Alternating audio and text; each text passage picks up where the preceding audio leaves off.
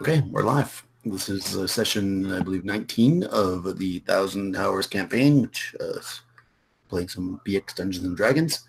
And today, two of our PCs and their loyal henchmen are entering into level 1, as it would be, of the dungeon beneath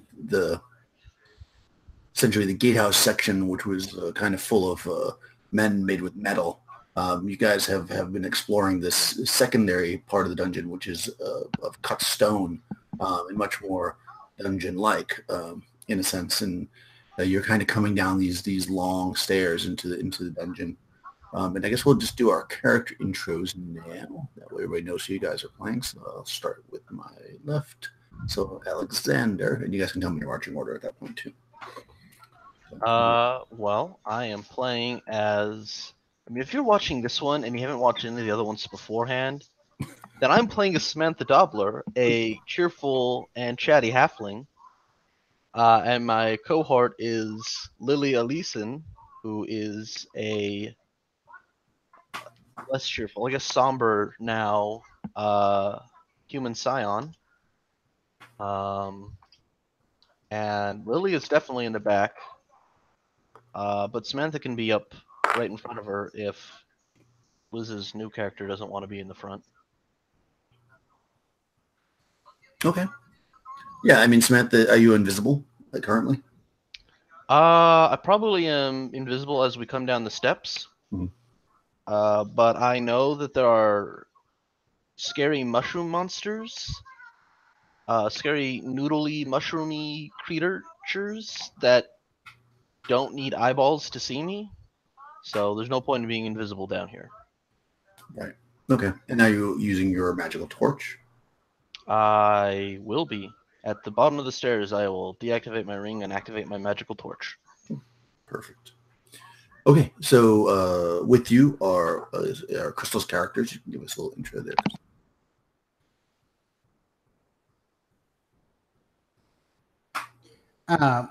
In the same spirit of Alex, if you haven't seen the other episodes, only I've got to say, what's wrong with you? They're really good. Go watch them, and give Daniel more views. He deserves it. But I'm playing, my main character is a red-headed hero, which means she is a 4th level fighter. I'm getting fancy with this red book, with the blue book.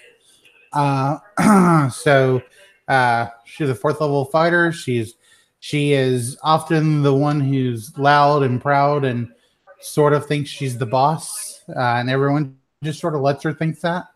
And her new companion at this point, since she's now gone through like 5 of them, but only 2 died. So her new companion is Mercedes Keenseeker.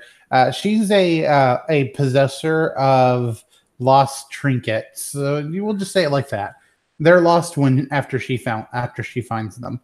And yeah, so yeah, she's following Liz along since she went to go look for work, and Liz had taken over the base of the guy who she thought she was going to be working for, and now she's working for Liz.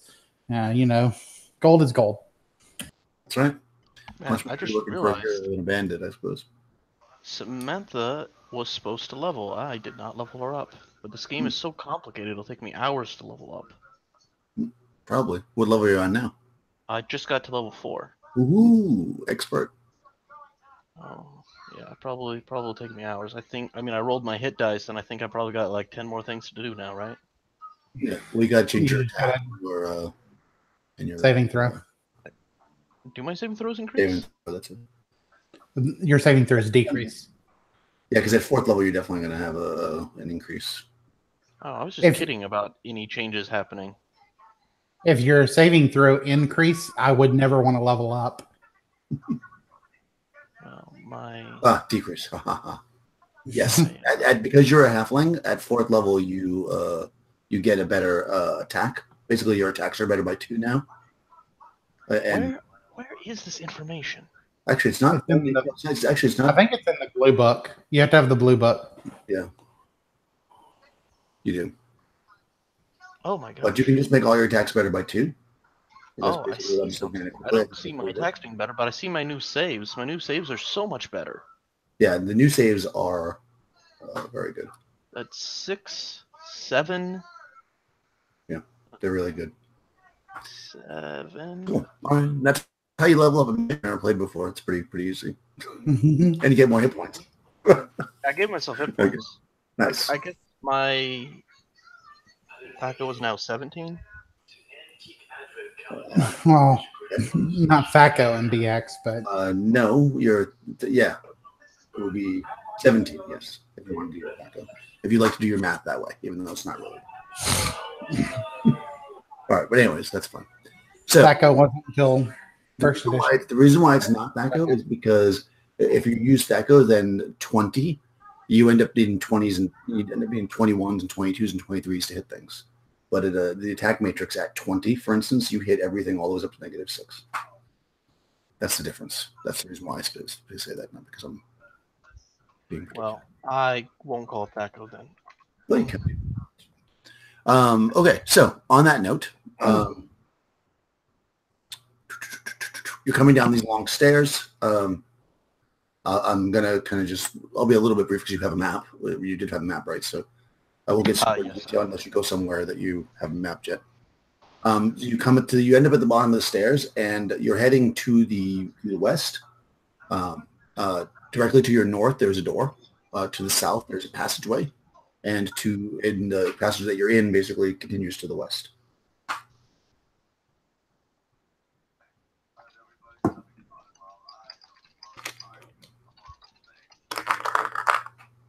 What would you like to do? Well, you want to go look at the despondent man? No, we'll just go look for other treasure first. You guys said you found a lot of other treasure in here. So let's go to that first. And if we don't find any other treasure, we'll go look at the despondent man on our way back. I want to be clear. All the other treasure we found, we brought out of the dungeon. Yeah, you did. But there could be other treasure still here. Or did you guys explore the entire floor? No. I'm just saying, like, I don't know where any other treasure is right now. Oh, yeah, but you found other treasure. I'm assuming there will be other treasure in places we haven't looked. Let's look there first. And if there is no treasure, then we'll go look at the despondent man. So we're gonna go to the room that had the faces. Okay. Yes, you travel to the west and a little bit to the north, kind of around the corner. You pass that door, and you end up in the room with the faces. So basically, you're in this room that has this large pillar in the center. Each side of the pillar has a face with eyeballs that you could reach into if you'd like to. Due south, there is a door. We're going to go through that door. Yes, you don't through that door yet. So the door opens up, and there's kind of like a 10-foot hallway essentially, and then it opens up just beyond the hallway into a 30-foot square room, and you're coming in the center of the north wall. I want to make clear what all I have out real quick. Okay. Liz has out her. Let's see. Make sure I still have oil lantern. Yeah. Liz has out her lantern. It's about a third full right now. And she also has out her sword, and she's just kind of like carrying it on her shoulder.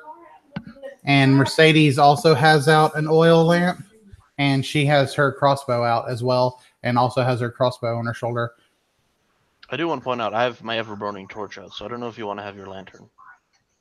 I mean, I want enough light to be able to see, so yes. Okay. Just making sure. Spread out or whatever. Yeah, so as you're looking down into this room, so basically it's like when you open the door initially, you don't see anything in the room, so you proceed forward to 10 feet, I guess. Now you're looking into a 30-foot square room. Again, you're coming in through the north wall, the center of the north wall. On the east wall, in the northernmost square, there is a door. Otherwise, the room is, for all intents and purposes, empty. There's not even dust on the floor. It's like completely swept clean, not any cobwebs, no furniture, no junk in here. It's empty. Right. Okay. That's weird. Mhm. My adventure instincts say that there is a secret door in here, but so I will go around the walls and look for a secret door. Okay. Yeah, if you say that, Mercedes will do the same. Okay. I know I asked before, but I can't remember what the answer was. Can I put my torch on my shield? Or like hold it in the same hand that's holding the shield, or something like that. You can go ahead and do it. You won't be able to use the shield as combat instrument I see. because you'll be jamming it in your face every time you try to. So you'll have to take the first action in combat will be to drop your torch, which you can do as a free action. So, but if you get surprised, you won't be able to have the shield for the first round. Basically, that would be the downside. Then I think Lily will hold it because she can just hold one dagger and be fine. That's correct. She can. Oh wait, she's got a shield too. She Can I can. hit people with a torch? An ever-burning torch? What's that? Can I just hit people with an ever-burning torch? You can. Yeah. Will it like damage the torch, or is it like significantly well Um, constructed? It's a club. It won't light it on fire because, as you know, it doesn't light things on fire. It more just looks like fire. It's like kind of a magical light. But you can use it like a club. Yeah, it'll do D4 damage. I mean, that's on average one less damage to my warhammer, so that's fine. You know what I think? I got my torch. You know what I imagine those ever-burning torches actually are? You know how like on New Year's, you can go to those parties where they'll hand you like those cheap flashlights that have like a small fan in the bottom and it like blows paper up like a flame. Like that's actually what an ever-burning torch is. I think that's pretty awesome. If I had thought of it, then that's what it would be. But I'd already explained it as looking like a real torch. But that's awesome. In the future, I will use that. Use hard here first, people. So, did we find any hidden doors with our? You guys can. All right, so you're all looking. Yeah. No, you don't find any hidden doors. However, you always know what "however" means. However, we're attacked by. However, during the turn that took you to do it, there was a roll on the. Oh, jeez, these guys love you. It was the fucking mushroom things? No. Okay, then it's the earwigs. Okay, no. It's the jawheads. All Well, right, don't so love us you guys are because we've never searching even seen around. one. I don't think Crystal's encountered a jawhead yet. I'll show you guys a picture. So you guys are searching around. Let me just roll. Yeah, you're not surprised though. I mean, you guys are fully aware. Like, so you hear something coming. Actually, it's surprised. So this jawhead. Let me show you the picture. They're fucking weird looking. Everything in this dungeon looks weird. It's definitely a weird looking thing. Have you ever thought that maybe they think you look weird? You know, I have never thought that, and I don't believe that to be true. Oh, okay, so the that's cool. Right. It comes in. It's only it and it's surprised. So you guys have a round to do something on it if you'd like. So you basically see this thing walk in the room and it looks up, and opens its mouth like in surprise. Okay. Can Mercedes like put down her lamp and also shoot her bow in one turn? Yeah, it's a crossbow for sure. It's a crossbow, right? All right. Yeah. So she'll just drop to one knee and put her lamp down as she's like throwing her crossbow back over from her shoulder, and then she's like grabs it and she'll go ahead and shoot at this thing for like a 9 to hit, so she misses. Liz already has her sword in her hand, so she'll attempt to smack this thing. Oh, she hit. She does a 16 to hit, so she hits armor class 1. That definitely hits. And she does 3 damage total. Okay, you slice into the jawhead, and it screams out in pain. Some like ichor comes, pouring out, but it's still up. Still surprised. Samantha and Lily. Samantha smacks it with her torch that has the word Bane carved on it, or engraved, I guess. And It takes... Well, because I definitely fucking hit. I hit like AC -9. Okay, awesome. I'm just picking a random number. It's negative, but I'm not going to do math. I rolled a 17, so I'm not going to do math. I know that I hit. Yeah, so But it can take 4 bane damage. okay, yeah. I mean, bludgeoning. You bludgeon in this thing, and it drops down onto 3 of its 6 legs, barely holding onto life. And then Lily stabs it. Okay. So she's got a dagger. Oh, Lily's... Oh, no, Lily. She definitely hit, but for minimum damage. Does she have a bonus? You only have 1 hit point left, so... Well, it gets 2 damage. All right. Well, Lily finishes off the jawhead pretty quickly.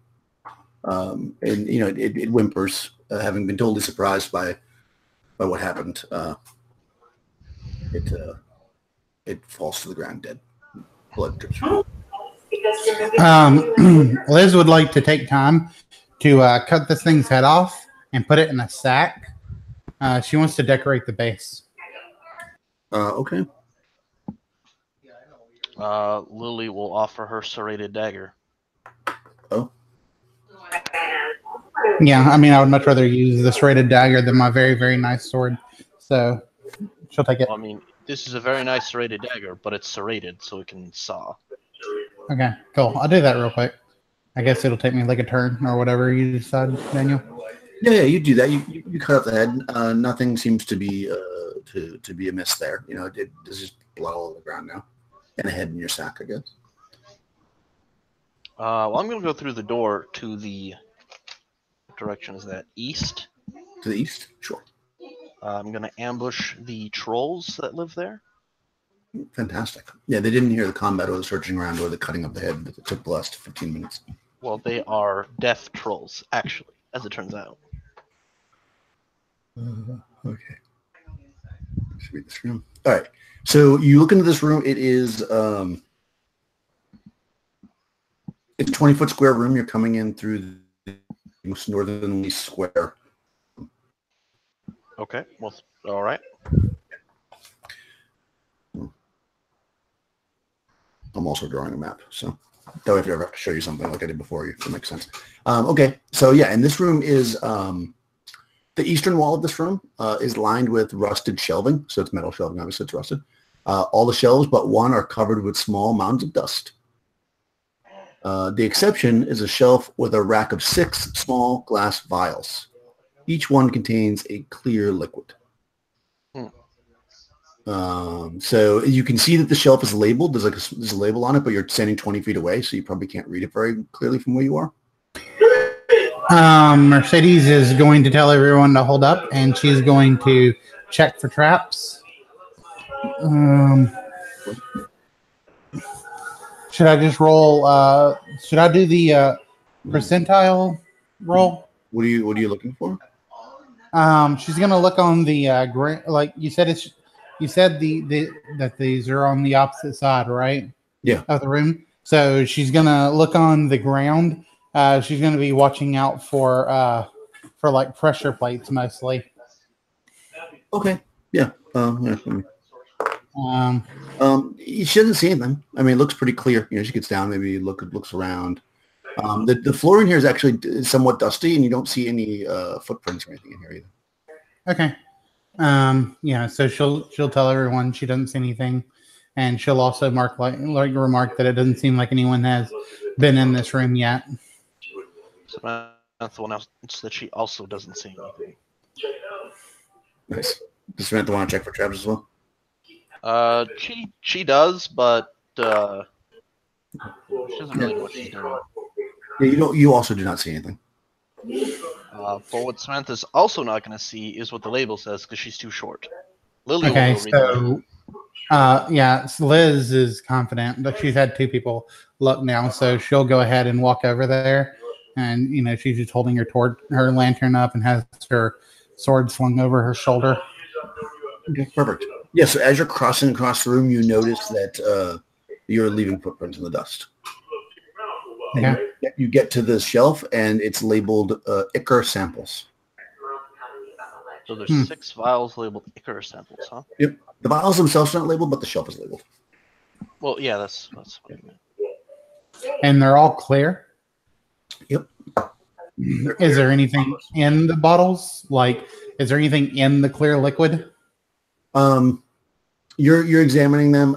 No, they seem clear, and if you kind of like move it around, it does seem like thick, like not like water. You know, you can see it clinging to the sides a little bit, but it's not. It does nothing floating in or anything.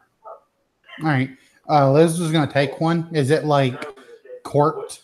There's a I cork guess. on it. All right. So Liz will. She'll. It's cork and it has wax on it. Okay. She's going to set her. Don't She's break it gonna. open. I have two. My hands are full because I have an object in hand. So the first thing I'll do is, does this shelf look like stable? I mean, it looks relatively stable. Do you want to put pressure on it? No, I want to like put my torch on it. Like I'll slowly let my lantern down on it. I mean, not torch. Slowly, I'll put my lantern down on it, and you know, I want to see if I hear any creak or anything. I'll like pick it back up immediately. No, it holds the lantern. Yeah. Okay. So then now I'll pick up one of these vials. Let's just say number 1 to make it simple. And I'm gonna pop the top of it. Take the top off of it, and I'm gonna smell it. Ignore Lily after she said it 3 times. I thought you said don't break it. I said don't open that. Oh, yeah. She's gonna completely ignore you after you said it 3 times. It smells kind of. It's got almost like a coppery smell. Smells kind of coppery. She's gonna take a very small sip of it. Oh, okay, cool. Roll a d6. Let's see how much damage I take. I take 7 damage apparently. I had a +1 on, so I actually rolled a 6. 6. Yeah, you actually you don't feel very well, and you do take 1 hit point of damage. Okay. But it doesn't kill you. A little bit. And she says, "Don't drink these." Yeah, I fucking know. I'm not stupid. Anyways, like I was trying to fucking say, a science cult who paid for a bunch of notes recently. I bet they will also pay good money for Ichor samples, especially if we don't open them. Well, they don't know I opened this. She will. Sealed wax container. It is now clearly opened. Doesn't mean I wasn't me. Oh my god, Liz. Sometimes. If you weren't so tall. So Liz will put the stopper back on, and I have 2 large sacks and 3 small sacks. I will say I used a large sack for that head. Yeah. And I'll take one of the small sacks and I'll try to like put these in there. Okay. And I guess I'll just like wrap it up really tight to try and keep them from clinking together, and like put them in the backpack. There's like a test tube rack, right? It's like a test tube, yeah. And there's like a rack, right? There's a small rack in there. Yeah, if you just put the rack in there, the rack will help protect the test tubes.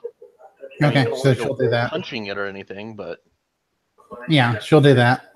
I guess I missed the part about the rack. Yeah, I mean, I didn't say it, but I did. Yeah, so there's a rack there. I mean, they're standing up on the shelf, so it's got to be something holding them. Okay. But yeah, so you I just imagine like potion bottles, basically. Oh no, they're like test tubes, basically. Yeah, they're So yeah, you can put that in there, sure. I mean they're fragile, but as long as you're careful with them, it'll be fine. Awesome. Hey Mercedes, if I pick up some sealing wax on the way back to the base, you think you could like make this look like it was never opened?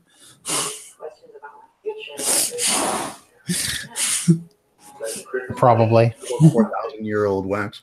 Yeah.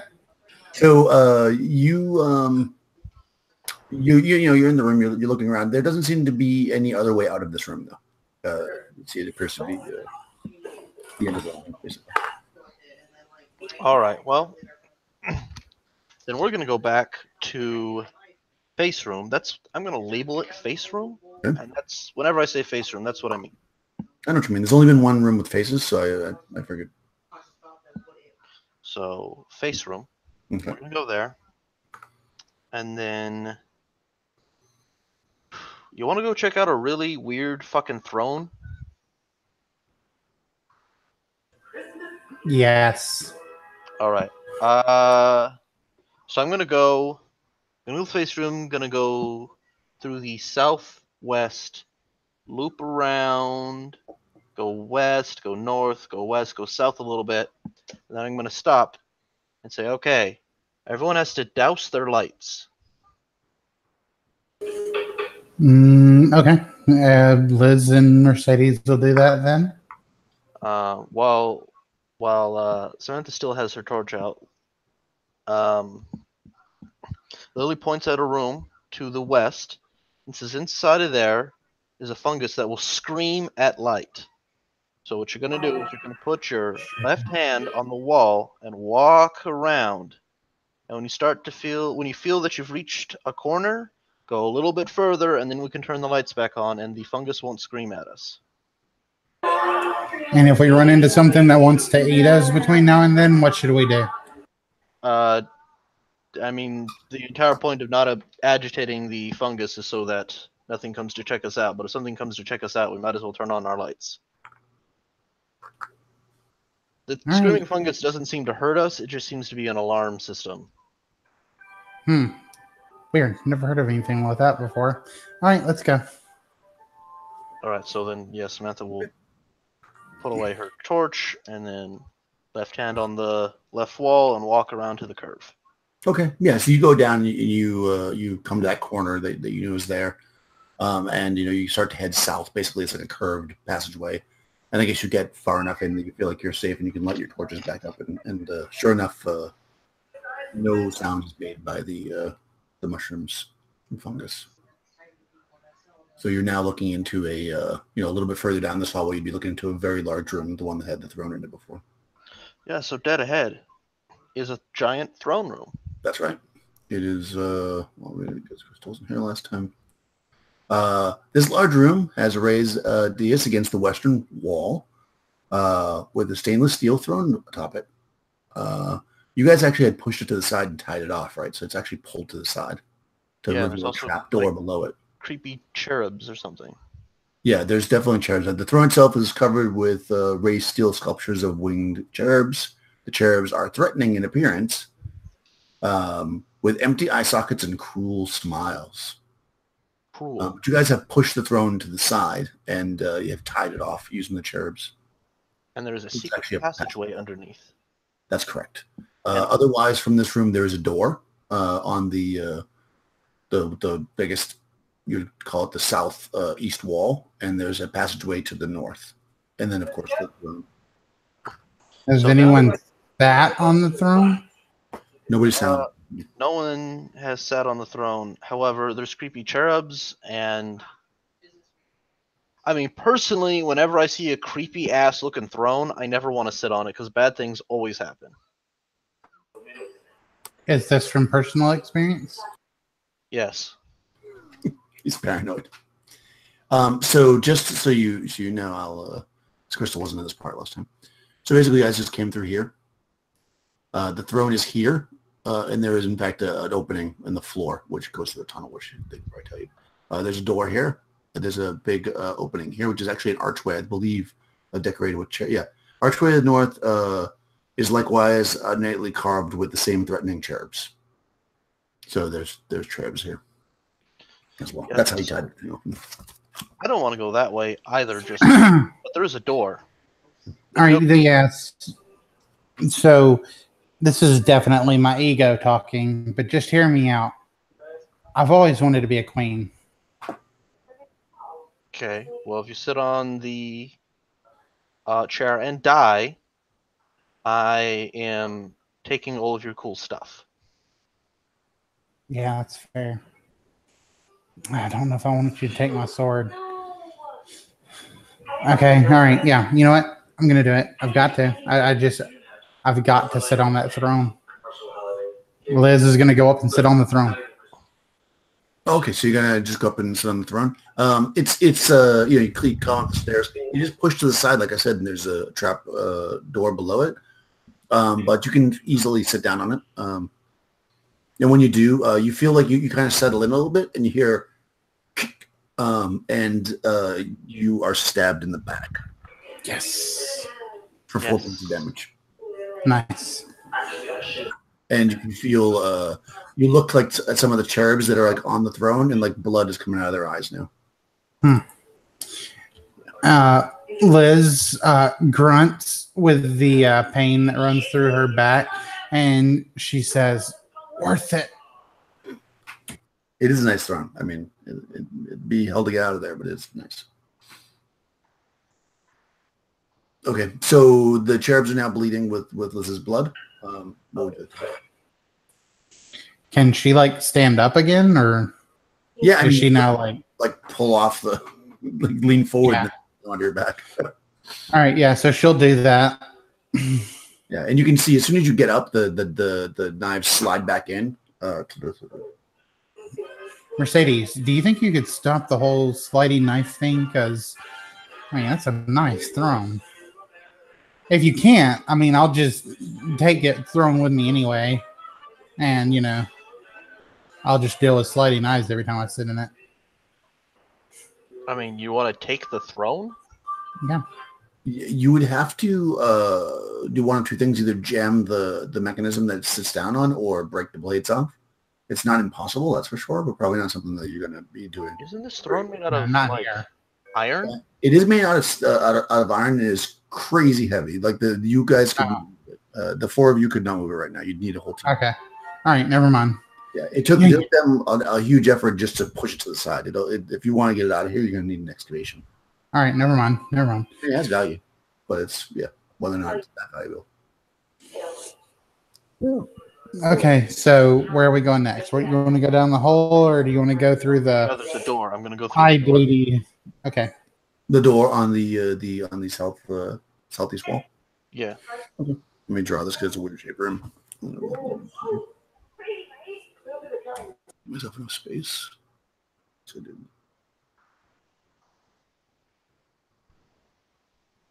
Barely.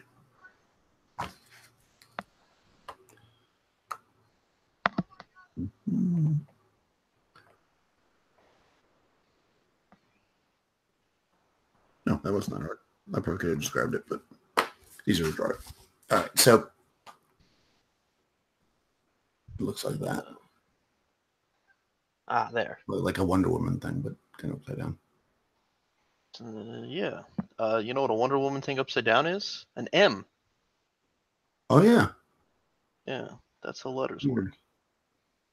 Yeah, this is not that hard to draw. Okay, so we go inside there, and it is full of treasure. So you pop the door open. It is a beautiful room.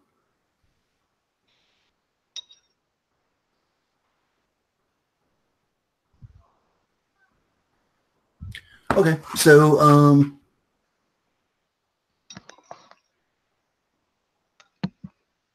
let's see. So you're looking into this room where you notice first, kind of off to the eastern side is there's a whole bunch of barrels stacked up in crates.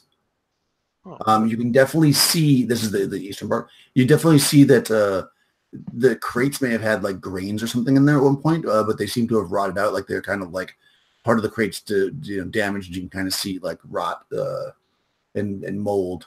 I closed the door. Okay. That's... I was just about to say, like, go on, Samantha. Nope, close the door. Okay.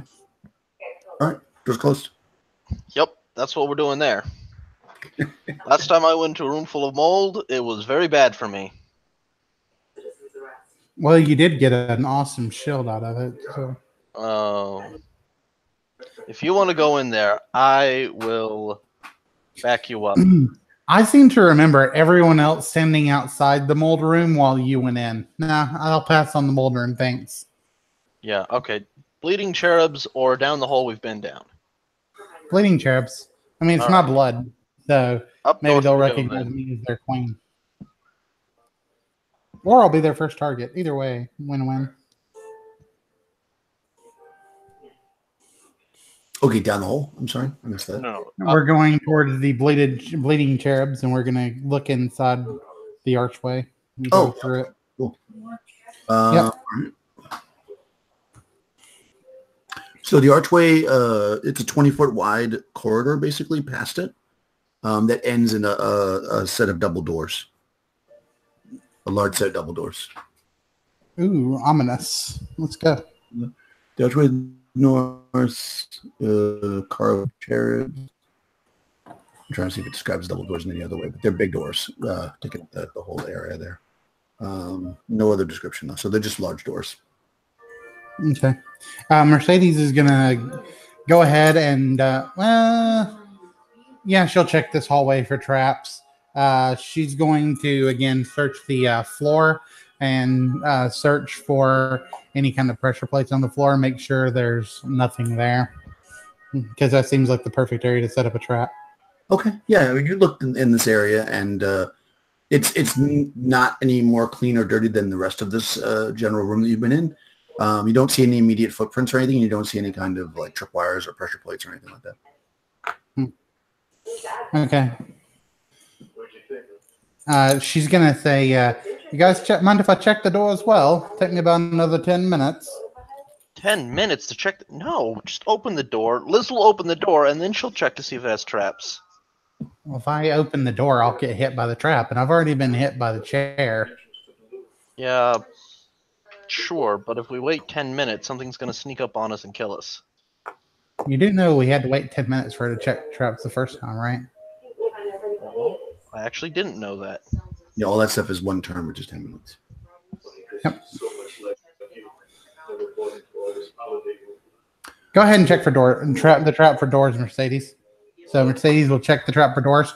The first thing she'll do is run her hands kind of like around the like where the door, like the God, what are those things called? Like the lines around the door. Okay, like the door jam? No. Like just she's gonna check around the door frame. Okay. Like for like, see if there's like any wires or anything she can feel. You know what I mean? Is there a door handle? Yeah, there's a couple of handles. There's a double door you can pull it open. Lily's going to check to see if the door handles are trapped by pulling them open. Okay, what's your find traps percentage, Crystal, for Mercedes? Mercedes is 10%. Okay. All right, yeah, you're looking around. You don't see anything. Any tripwires or anything on the door frame. Lily comes up and pulls the doors open, kind of as you're confirming that. And it opens without any kind of trap springing. Okay, so you are looking into... I'm just going to draw it again because it's easier. You're looking into a room that is kind of half collapsed. I guess that's that.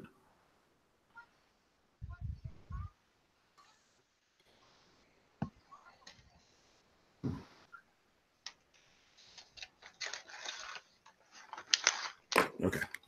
So it basically looks like this. Oh, man. I'm waiting for your camera to focus. Oh, there it is. Yeah. So yeah, it looks like that.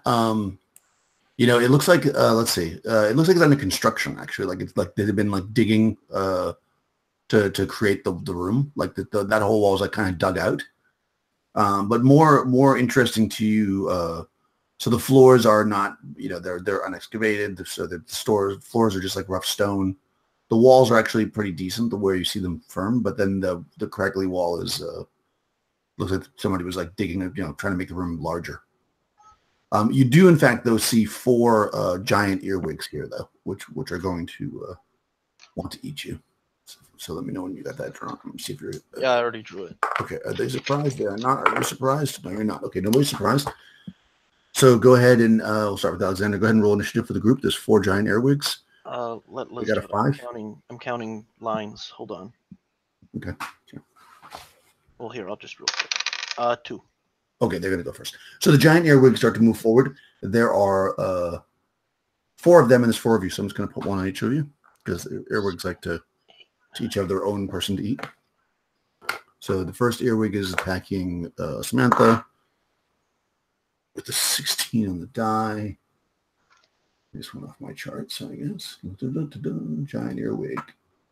16 is going to hit AC 2. So that does not hit. Barely misses. Shield saves you. 10 on the die against Lily is not going to hit AC 3, that's for sure. Against Liz, 19 on the die. 19 is going to hit AC -1. So Liz gets tagged. And let's see, Mercedes, 2 on the die. Okay, so only one giant earwig seems to make contact, and it's against Liz.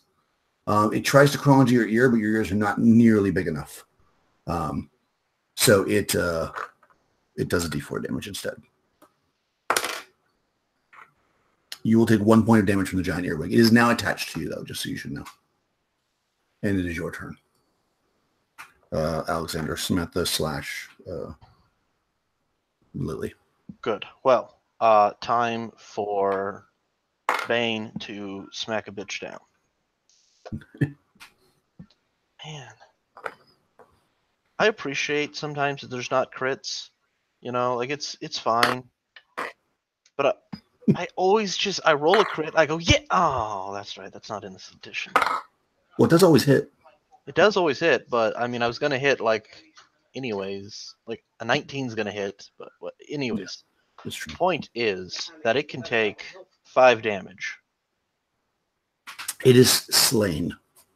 Yeah, you're damn right. I take that. And then Lily is going to stab one with her dagger, and she is going to hit. So you want me to give me the number I rolled after adjustments instead of the AC I hit? You can do it either way. They're AC 6, so you can just tell me easy enough. Yeah, I'm going to hit that. Keep the secret. For 4 damage. Okay. Down. Yes. Liz / Lily. Mercedes. Can have 2 Lilies in the group. Yeah, Liz is gonna say, oh no, that was the last mistake you'll ever make. With a 17 to hit, she'll slice this thing for 6 points of damage. Oh yeah, you obliterate it. So she just like right there, just like last mistake you're ever gonna make, and just chops stabs the brain. And then Mercedes, can Mercedes back up so that she can shoot her crossbow? Yeah, you can do a fighting retreat, and they. All right, so she'll fighting retreat, and then she'll take a knee so she can put her lamp down while bringing her crossbow over like she did before. Mm-hmm. Yeah, she. What's that? You're definitely in short range, so you'll get a +1. Okay. 7 to hit, I think. No, +2 fire. So armor class 6. 6 hits? Yep. So she just barely manages to hit it for max damage, 6 damage. That kills it. Yeah, she thinks she's going maybe a little bit long, but it moves wide rather, and the earwig moves at the last minute and gets it right in the head and drops. And now it's quiet in the chamber. So this chamber looks like you can actually, now that you're looking around, you can see that the earwigs have probably been in here a bunch of times. Like you can see remnants of various whatever they were eating, like rats and stuff, and you can see lots of their footprints and marks and stuff all over the ground. Are there any human bodies and therefore human treasures? Everybody can roll a d6. Nice. I got a 1 and a 5. Okay. 1 will be something. Sorry. Liz got a 1 and Mercedes got a 6. Okay. Let's see. What's on the body chart? Here we go. All right. So go ahead and roll 3, 4, 5, 6, 7, 8, 9, 10, 11, 12. A d12, Alexander. 1, 2. And a d10. And give me the 2 separate results. 3 on the D12, 7 on the D10. 7 on the D10? Mhm. Okay, yeah, you actually find it's pretty deteriorated because it's on a skeleton. But you kind of see like some, you're like kind of moving around the skeleton. You pick up this like a small pouch, but it kind of falls apart as you pick it up. But what falls out of it is let's see, 11 small like chunks of gold. You know, each one will be worth like 1 gold piece, but they're not pieces; they're just like chunks of gold, like for mining. All right, 11 chunks of gold. You record. I'm trying to remember. You record the treasure we find, right? I try to, So, yeah, I do. Sometimes I forget, so if you want to keep track of it. All right. So Liz, roll a d12 and a d10. All right. D12 is an 11. D10 is a 5. Oh.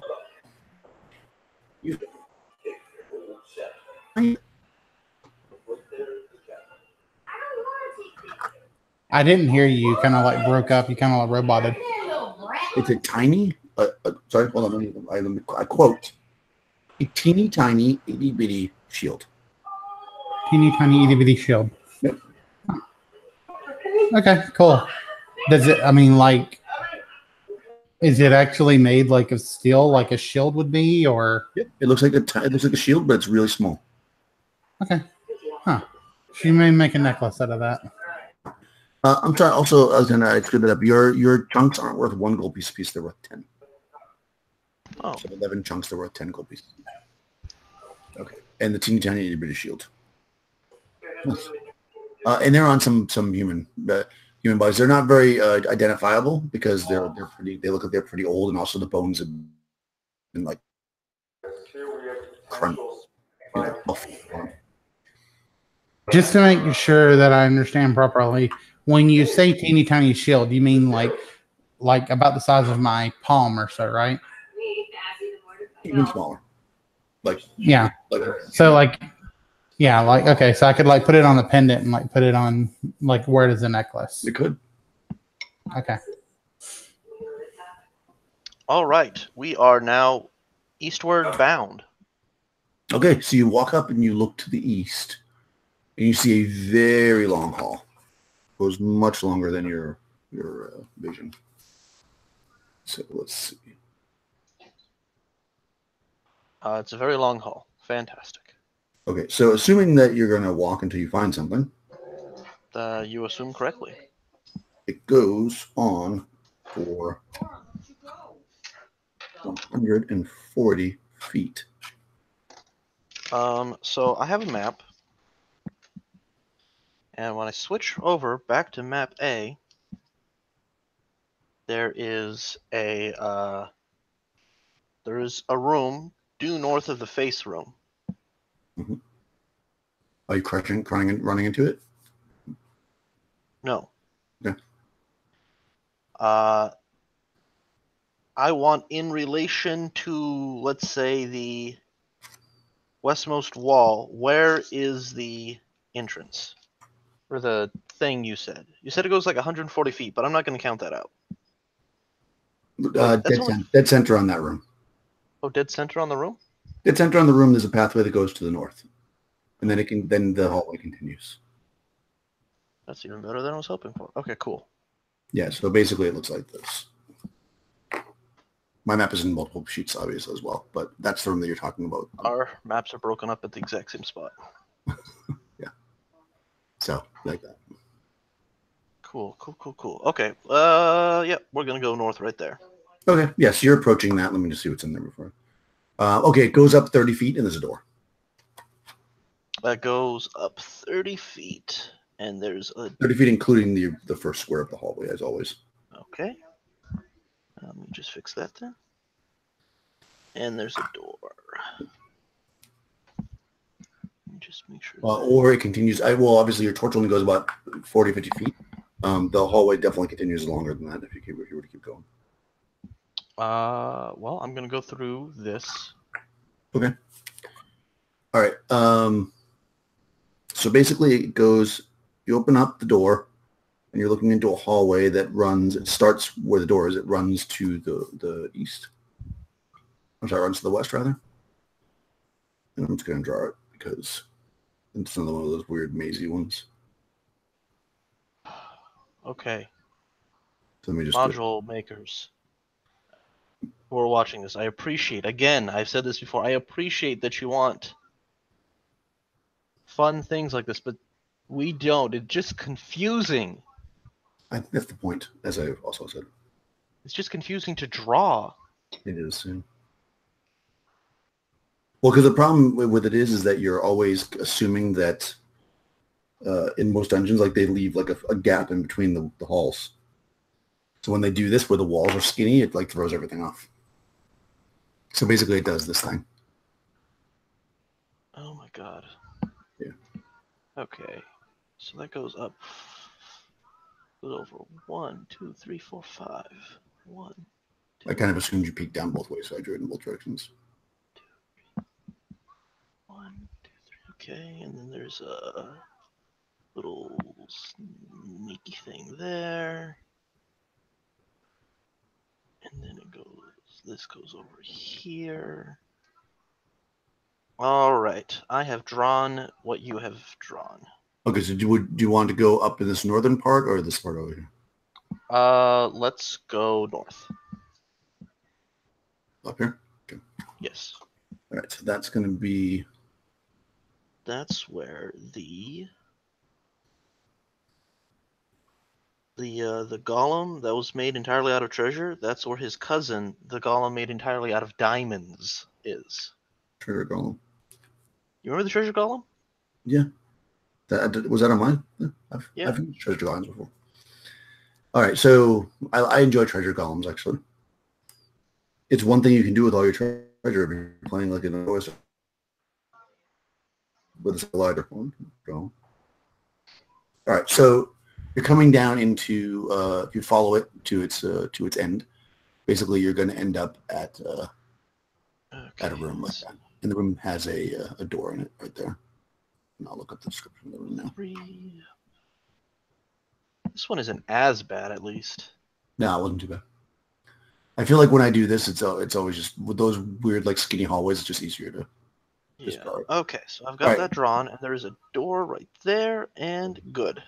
Okay, so let me just look at what the actual room is to make sure that you don't just instantly die as soon as you look in there. Okay. There is a mind flayer in there. He welcomes you. Okay. And I quote from the module. In the center of this room is a massive pile of treasure. Yes. Appearing to be at least 10,000 silver coins, a dozen glittering gems, and a pair of swords sticking out of the pile. There you go. So actually, instead of being silver, it's going to be gold because I'm upping because your guys are higher level. So basically, this huge pile of gold, we'll say it's a mix, gold and silver coins, dozens of gems piled into it. There's a couple of swords sticking out of it. And it's dead center in the middle of the room. It's way more treasure than you think you could possibly carry. Well, Liz, we did it. We found all the treasure. Someone went and put all the treasure right here for us. Yeah. It doesn't appear that way. Yeah. You definitely have a nose for it. Liz is going to throw a rock at it. Hey, that's my shtick.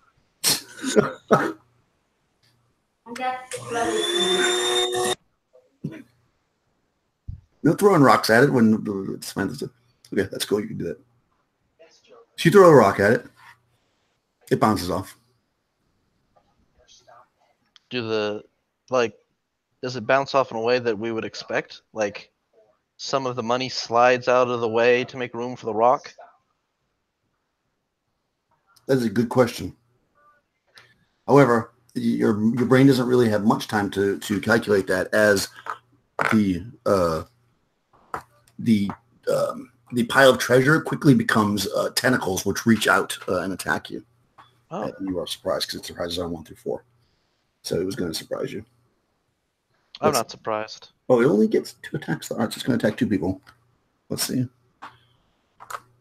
Probably I'll roll randomly as usual. So D4. And where's my D20? There it is. D20 and damage over here. Okay, here we go. The first tentacle reaches out at Samantha. But, actually, that might hit you. Let's see, he is... No, that doesn't hit you. So the damage doesn't matter. Second tentacle reaches out at Mercedes. Crystal has the most the most doomed henchman ever. 15 on the die is going to hit you for sure. But only 1 point of damage. Okay, so actually, one tentacle reaches out and they're long. They're like, and they one. Maybe instinctually Liz dodges to the side and it goes to the back and hits Mercedes. However, this is weird. But not for very much damage. Only 1 point, yeah. But you must save versus paralyzation. Oh no!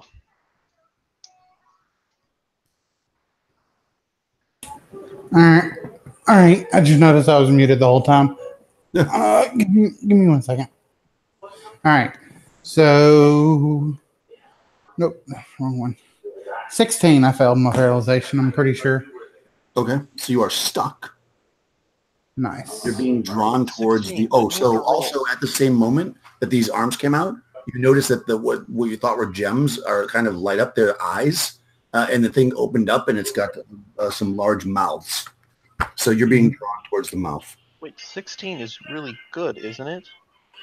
Oh yeah, you roll over. Yeah, I'm sorry. Yeah, so actually I succeeded. Oh, okay, then you are not stuck to it, and it just tears your flesh off and doesn't... No. I didn't know what your save was. Sometimes saves are sucky for low-level characters. No, my turn to stone is 13. Yeah, nice. Yeah, you totally do. It tears some flesh off of you, but you're able to not get pulled into the gaping maw of the treasure monster. Okay. Okay, so now we'll do initiative. So Crystal, it got a 1. So. I got a 4. All right, you guys go first. So you've got this treasure monster swinging its tentacles around. Okay.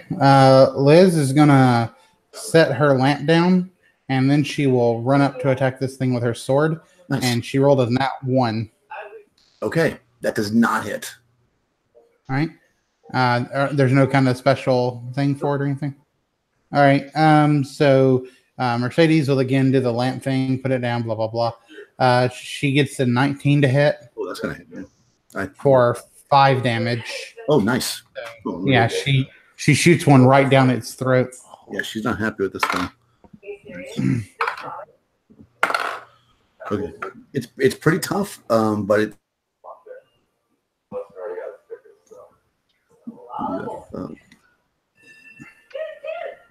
And then she's going to hide so that she can get advantage on her next attack.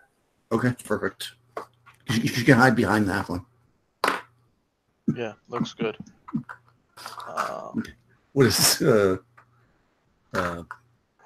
Samantha and Lily? Samantha yells and runs forward and delivers a ferocious whomp for 6 damage, which is the maximum she can deal with a stick. Nice. And Lily uses her... Its AC is 3, so... Well, I mean, I hit like AC negative infinity, so... Okay. But Lily is going to use her brain to do stuff. Okay. But I always forget to open up. That was a massive...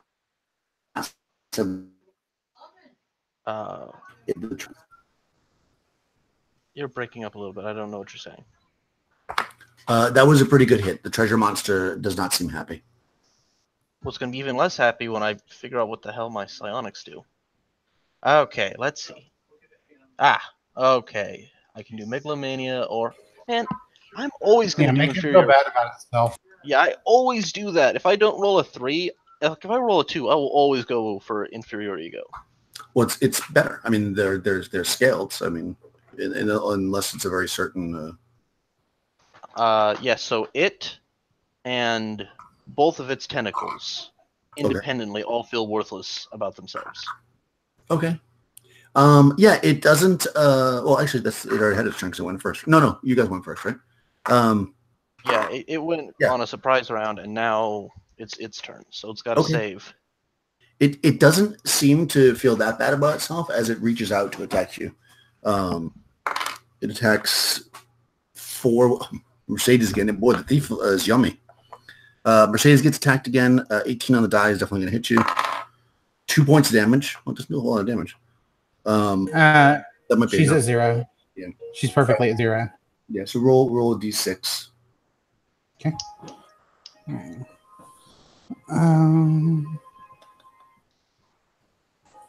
4.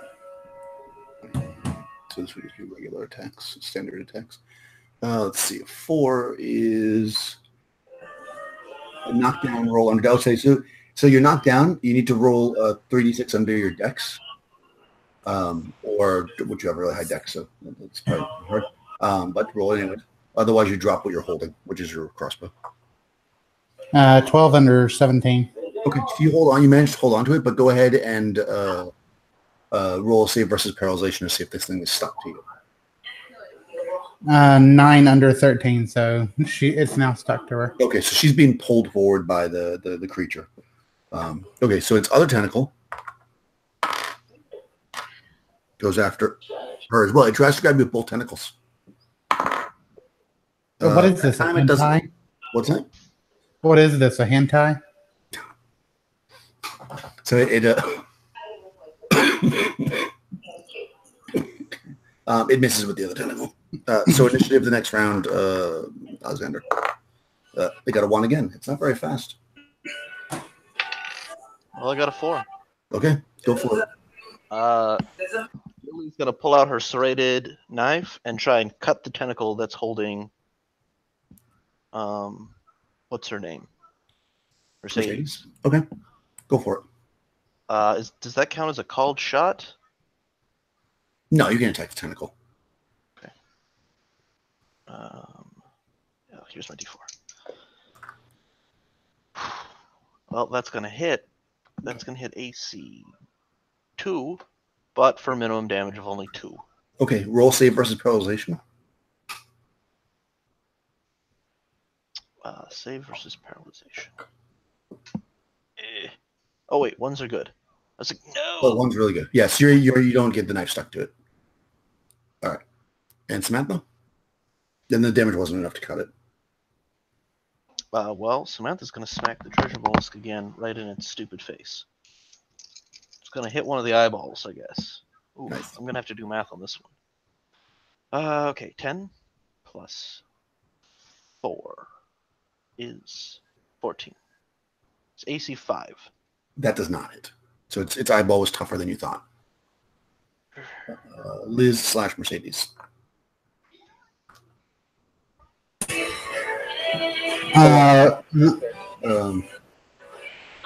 Mercedes can spend most of her round attempting to break free. You will make it opening doors at tough like that. Okay. Liz is just going to attempt to chop that tentacle off real quick. Okay. 16 to hit, so hit armor class. Gotcha. Let me just make sure. Yeah, it probably should. Oh yeah, I hit armor class 1. I forgot about me being leveled up and everything.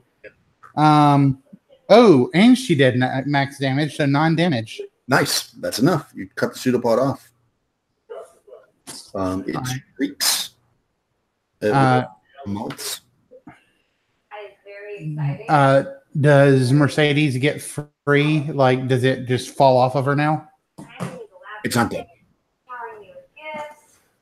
But the tentacle, you said the tentacle got chopped off. Yep. So does that tentacle fall off Mercedes? No, it's stuck to her still, but it's just wiggling around. It's not gonna do any damage right now. She has to pull it off. It's basically stuck on it with the slime. Oh, okay. So could she possibly fire her crossbow this time? She dead. Is that what you would do if you had a tentacle stuck to you? Yeah, go for it. That's what she would do if she sees that it's no longer going to pull her towards the mouth. Go for it then. I'm gonna do a called shot. She's gonna attempt to while this thing is screaming in pain, she's gonna attempt to aim directly for its uvula and shoot the uvula. Okay, go for it. All right, watch me get on that one. Nope, I got an 8. Okay. No, the uvula is harder to hit than that. It ricochets off a piece of gold. With its single tentacle remaining, it's going to swing out at somebody. Let me see, D4. If I roll another 4, 1. Okay, it's going after Samantha this time, which makes sense because you're sitting right there. But it misses horribly with its tentacle. It seems to be writhing in pain and just unable to get a hit on you guys. So Crystal, initiative for the next, which is likely the last round. 5 for the creature. 6 for the group. Okay, go for it. This thing is now, it seems like it's lost any kind of semblance of control. It's kind of throwing the tentacle around. All right, Liz turns to slice at it with her sword, but she misses terribly. And Mercedes, I'm going to say that it would be hard to reload a crossbow with this tentacle thing on her. Probably. So I'm going to say she'll actually take time to get this thing off of her this time. And she rolled a 2 with her open door, so that should be enough. Oh, yeah. Because it starts off as like a default of 2. Yeah, exactly. Unless you have a negative one. That's enough. Yeah, no, I don't. So it's enough. Okay, cool. Yeah, I have a 9 strength, so that's just regular. It slumps to the ground and it's kind of flopping around, but it's not really doing anything. Samantha, All right, she'll start to reload. Lily? Yeah, Lily is going to throw one of her not serrated daggers at this thing. Okay. And she is going to very conveniently sink it right into the treasure, and it's just going to sit there and not do anything. Nice. So now it's added to the swords that are there. And how about Samantha? Samantha, God. I like rolling 20s, but sometimes in this game, it's so disappointing because I know it doesn't do anything. Anyways, well, the 1 didn't do anything either when you guys rolled 1, so you gotta... That's true. So that's actually 6 damage is the maximum again, so max on both dice. That is enough. You Good. crack this thing on its noggin, and it stops moving. I give it another good smack anyways. The coins jingle. It doesn't seem to be moving now. I try and see if any of the coins are real coins or if they're all just like fake scales. Yeah, Liz is going to do the same thing. Okay, yeah. So this room... and Mercedes. There's another door here, but yeah, the you go up to it, and sure enough, the some of the coins are actually just like that gross slime that was holding the that was on the tentacle. It's kind of holding the gold to it. Yeah, you figure that there's a lot of gold here. It's not like 10,000 gold pieces, but there's a lot of gold. There's if you took the time to count it. There's over 1,000 gold pieces that seem real. All the gems, though, were its eyes, and the swords that are stuck in it are real swords, but they don't seem to be anything special from what you can tell, because they're kind of rusted. Well, if they're rusted, they're definitely not magical. Magical swords don't rust. That's usually the way, yeah.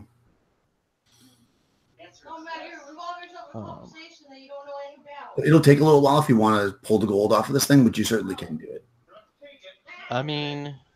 We'll just leave it here for now and come back for it. How much does the whole creature weigh? A lot, because it looks like a pile of gold. I mean, you would not be able to take it out with the 4 of you. Not very easily, anyways. Yeah, I mean, we can come back and get it, I guess. I mean, this is what we came down here for, was to find treasure, and we found it. But it's only 9:10, and it's not time to quit adventuring. Yeah. Exactly. Yeah, so you said there's a door. There's a door, actually. Samantha's going to open this door. Okay. Okay, so that opens up into... Okay, so this is basically a 30 by 30 room. Mm-hmm. However, the we're going to try it the old-fashioned way when we're describing it. The northwest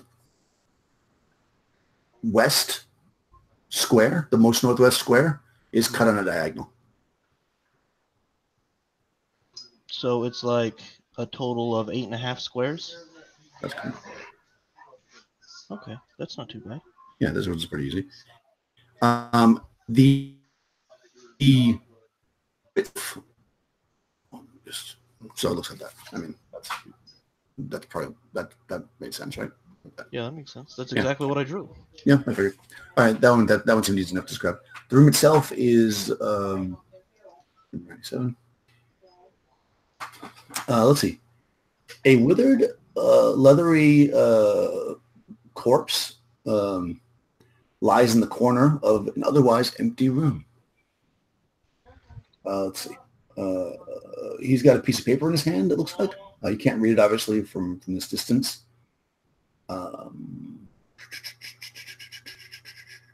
That's it. So the room looks pretty empty. Obviously, things can't get past that treasure monster very easily. So perhaps his body's been left alone, but he's kind of just sitting in the corner with a piece of paper in his hand. I use my literacy to check what the paper says.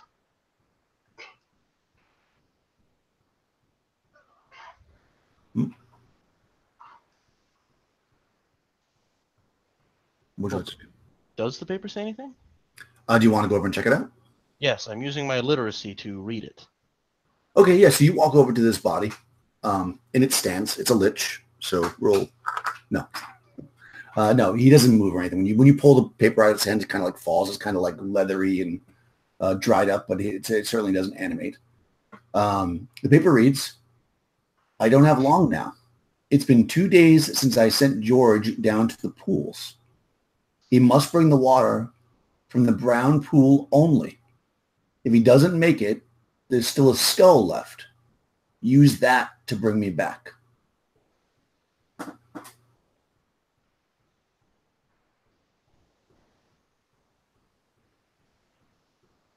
It's not signed or anything. Huh, okay. Okay.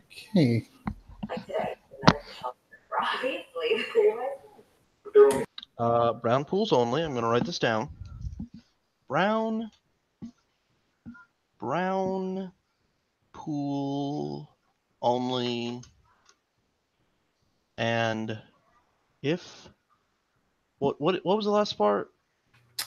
So the last part is he sent George. If he doesn't make it, there's still a skull left. Use that to bring me back. So it's two things. Either there are magical skulls that teleport or magical skulls that revive. So there you go. Is there anything else? There's no doors or nothing? Nope.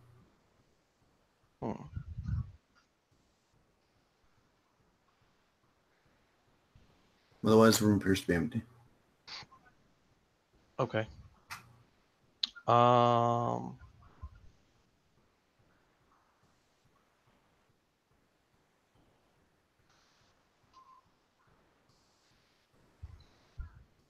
Yeah, we could either leave or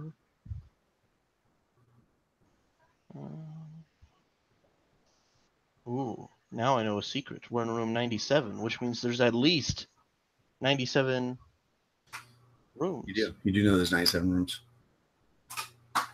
Fool. Now I know too much. Yep. What does that 97 mean? I don't know. I feel like there's got to be more of this room, just because... I don't know. Maybe not. You want to search the room, or do you want to leave, Liz? No, fuck this. We're searching the room. All right. Okay. You do know it takes 10 minutes to search every time, right? Yeah, but I don't know. This guy couldn't just be sleeping behind a treasure mollusk. Liz got a 1. Who says that the mollusk was there before? The mollusk could have just moved in. Liz got a 1 and Mercedes got a 6. I think that's exactly what happened last time. Mercedes is not making a very good thief so far. So I did the opposite. I got a 5 and a 1. So Lily found something this time. Nice. Wow. Okay. All right. I'm not gonna. Okay. So the you hear you're searching around the room and you actually do find something. Is it And rocks? on the north wall, Mhm. all the ways to the most easterly square, you find a secret door. Oh. Yeah, it looks like that there's a button that you can press, and it should slide a door open. You can see the pattern for it. But as you see that, you hear from the room with the treasure mound the sound of something eating, like an animal eating. I mean, it's just gonna eat the clam. Yeah, I agree. We can deal with that later. Maybe it'll be gone by the time we come back. Yeah, maybe it will be full and it will leave. Okay. Do you want to pop open the secret door? Yeah, so there's just like a button on the wall. How did we not see that before? It's not a button. It's this wall. It's a stone. Oh, okay. One of the stones can be pushed in like a button. Yeah, I'm gonna give that stone a. I'm gonna Classic hop up secret and, door active. and slap it because I'm short. Okay. It opens up, and inside is all of the treasure. Indeed. The real treasure this time, not the mollusk one. Okay, so this room. So if you were to take that diagonal that got started to be drawn from the corner missing, and extend it up 2 squares, that would be this room. It's basically a triangle. So you can see that it's 20. It's like a 20 by 20, but cut in half. Right. Makes sense? All right. I'm inside this room, and it is full of treasure and All right, rocks. this room. Okay.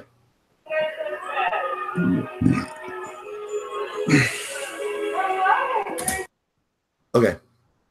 This room has rusted metal shelves along the walls. Each shelf has a bracket designed to hold a label, but most have been removed. There's a couple. How many? 1, 2, 2. There's 2 shelves that are still labeled. Oh, hold on. And also one of the shelves has a. I love how they described it like that. There's a shelf labeled red, matter translocation, and a shelf labeled blue, resurrection. Oh, The shelf labeled blue, resurrection, has a skull made of blue crystals sitting upon it. Like, why wouldn't it say that first? okay. The label, So there's a friggin' skull there. There's a blue skull there. The other shells are empty.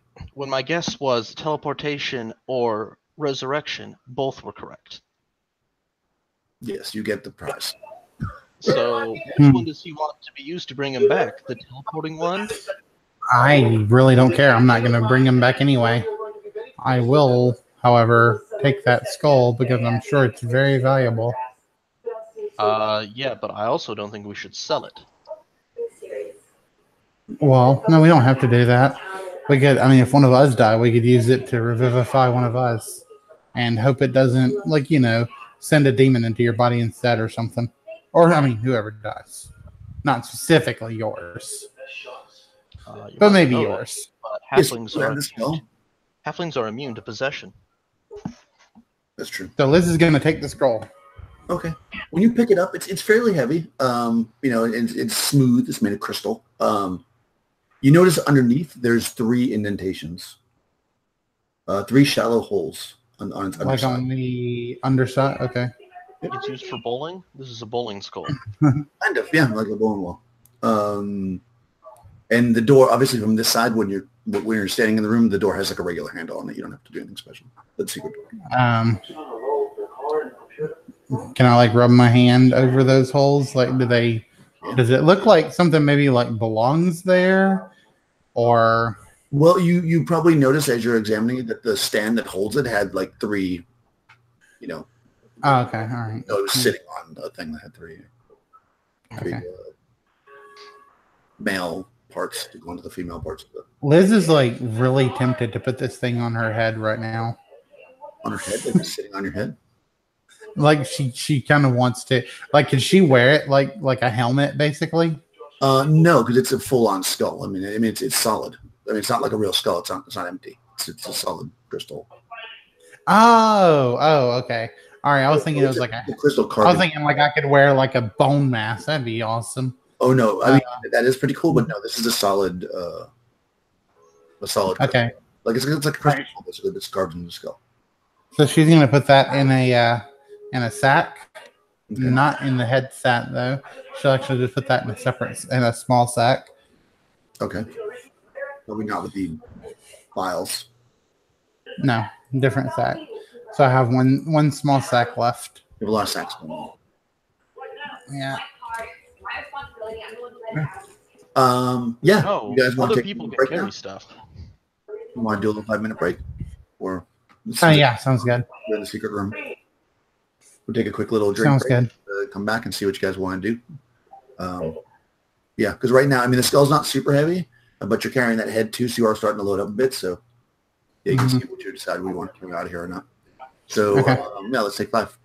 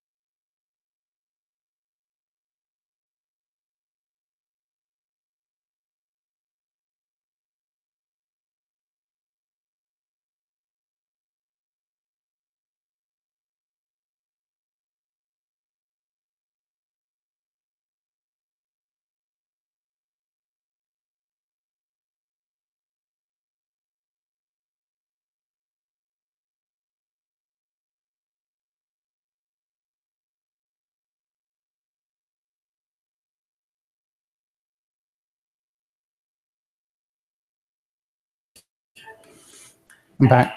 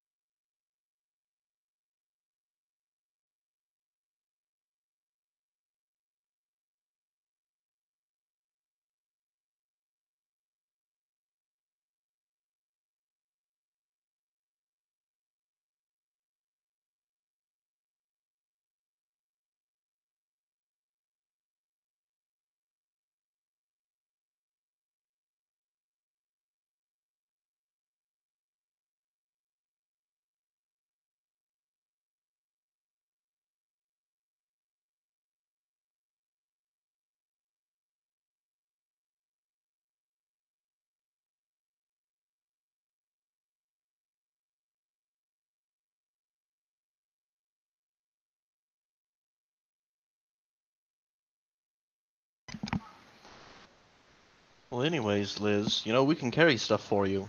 You don't got to carry everything. Do you want to carry the head and I'm going to make into a trophy? I definitely don't want to carry that. I'll carry everything else then.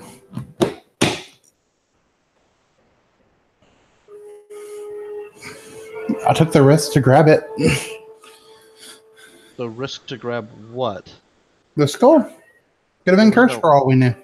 Yeah. Okay. I'm really good at collecting curses.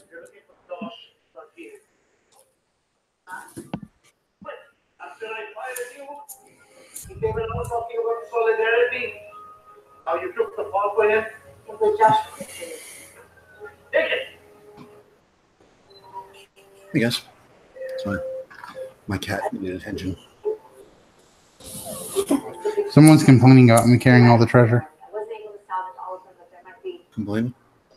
I didn't complain. I said we can carry stuff too, and Liz is now telling me that all the treasure's hers. So she took the risk. No, I didn't say all the treasure was mine. I said I took the risk to grab like the crystal skull, for example, which could have been cursed. Therefore, like it's not mine. I'm gonna share anything we get off of it, of course. Or if we need to revivify someone, maybe I can figure out how to do it. Let's see. We're gonna have some PvP level. Wouldn't be the first time. Yeah, wouldn't be the first time. It's actually, Samantha is a halfling hero, right? That's what they call it. Yeah. Yeah. So that would actually be a pretty good fight, but not one I'm really interested in pursuing. Yeah, I don't want that. You guys can fight off screen. Yeah, halfling hero. I mean, I was already a halfling hero. I'm just now called one. Well, it's your official title. Yeah. I don't want to get to 5th level then, because I want to keep being a hero. Yeah, because I think you then become like swashbuckler or something, which doesn't seem as cool. I don't think they have superhero. Hero. Yeah, you got to get. Yeah, hero is probably the best title, right? So that's where you want to stay. Yeah. I don't know. Like once you get on up in level, you can become like. Well, you become lord, I think. Like lord, yeah. So I kind of like the sound of being a lord. Yeah, no, there's some actually pretty good titles. So you got swashbuckler, then you got Mirabdon. Yeah, that's pretty good. Which is pretty awesome. That's like what it's Achilles, right? Yeah. And then champion, and then sheriff for halfling. Sheriff is hilarious. Yeah, sheriff is 8th. Yeah, so you want to be a sheriff. Anyways, I want to be a hero. No, you can just be a hero. That's fine. Nobody wants to get to 8th level. That's too much of a pain in the ass. Okay, so yeah, so you're in this secret room.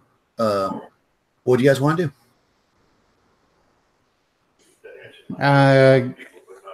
I guess we're going back to the crab room or the mimic room or whatever that thing was.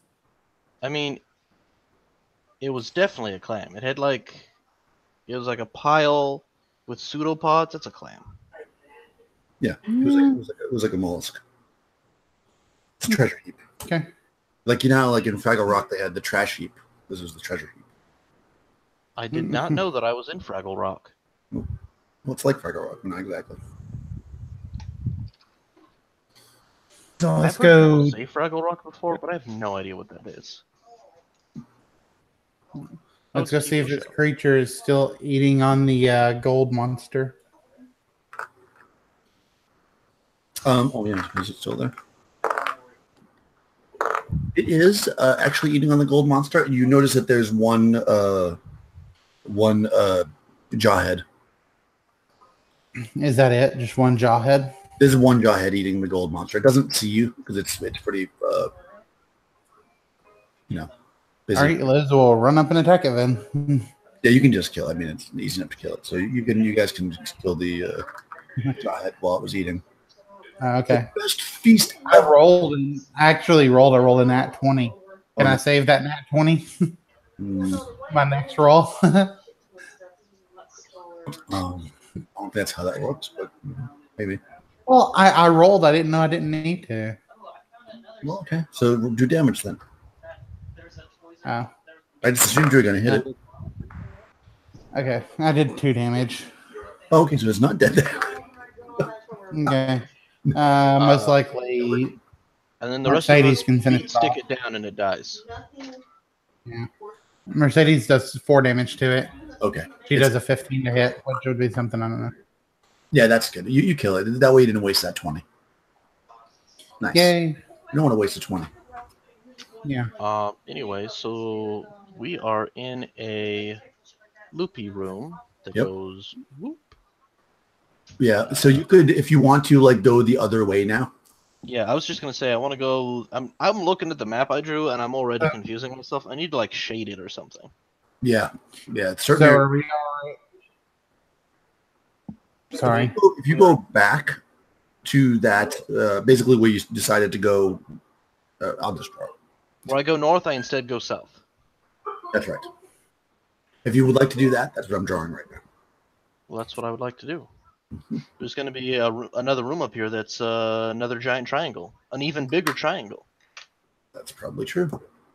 Okay, so following the path around, you end up at a door right here. Yep, there's a. My camera Goes up. Okay, there's a door, Yep. and then we're going to open it up, and it's going to go straight over. And That's correct. That's exactly what it does. It makes a giant triangle. So okay, so let's see. 99. The door here, actually you can't open it. Although it feels like that it's being held shut when you try to pull it. Even though your foresight tells you that it's going to be shaped like a triangle, you can't open it at this moment. It would require force. You'll have to bash it down or pull it open, or you can do a successful. Liz will attempt to pull it open. Can she just do an open? So it's going to be open doors, but with a penalty of 1. So if you normally would need, so you need a 1 and a 1 on a D6. Okay, I have a 4 and 6 chance. I rolled a 3. Oh, perfect. Yeah, it's tough, but you're able to rip the door open, and you see immediately once you pull it open that somebody had jammed spikes in the jam, so like you could pull it open. There are 4 humanoids in here. It is very, very, very stinky in here. So everybody make a save versus poison. Oh no. I'm guessing it was sealed up tight. Now I'm saving against 4 and 7. Those don't sound like that passes. Well, No. the good news is half the party passes. The bad news for Liz is that it's my half. Okay, so you see these things. They're I'll describe them to you. They're kind of reptilian. They have a short tail, long legs, spiny comb on their head and arms. They are walking upright, and they do have weapons. Although they're not the weapons in their hands right now. They just stink. So anybody who failed, you're going to be -2 on any 2 hit rolls. 1 when engaging, if you want to engage them. They're actually kind of, you could almost describe it as barricaded, because they've got whatever furniture was in here kind of pulled into the corner, and they're kind of hiding behind it. And when you rip the door open, they kind of get up a little bit, but they look incredibly frightened. What would you like to do? I say, whoa, don't worry. Don't worry. Hey, it's going to be okay. We're not here to hurt you guys. You're speaking in common? Yes, that's the only thing. Well, I'll say it in common, and if they don't react to that, I'll try and say it in halfling. Okay. They don't seem to. I mean, they get, if you're doing like hand gestures and stuff. They know you're not being hostile immediately, but they don't seem to understand you. Well, let's see. They speak back to you in a language. What languages do you speak? Everybody else. Those are languages I speak. Liz speaks Minotaur, Hobgoblin, and Dwarf. Okay, it's not any of those. And Mercedes speaks Common and Neutral. Yep. Yeah, they don't seem to speak a language you guys understand. Does Lily speak any additional languages? Chaotic. Alignment language. Who's chaotic? Liz. This is chaotic. Yeah. This has always been chaotic. She straight up murders people. I thought you were neutral. I thought you were kind of just a mean neutral. Okay. Oh no, I always considered her more of a chaotic evil. Oh. Or I mean, well, no, I always considered her more lawful evil for modern terms, but there's only lawful, so I just decided to make it chaotic. So that would be kind of chaotic. Okay, if you try the chaotic language, they can talk to you in chaotic.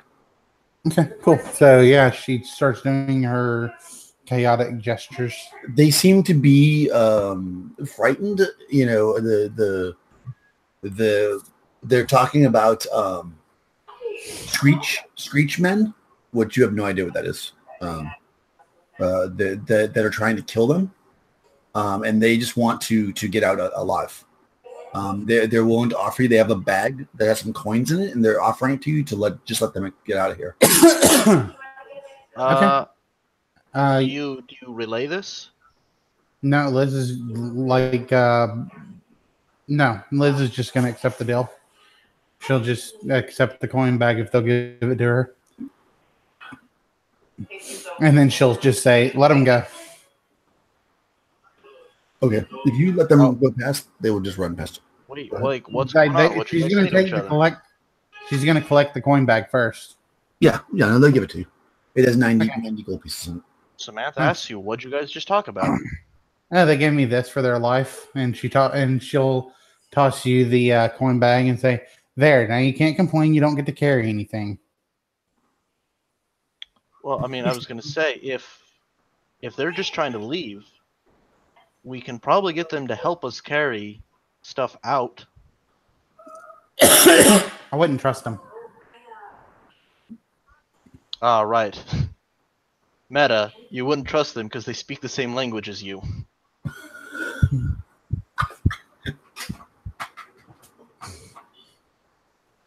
Yeah, okay, that's fine. Yeah, they can run off.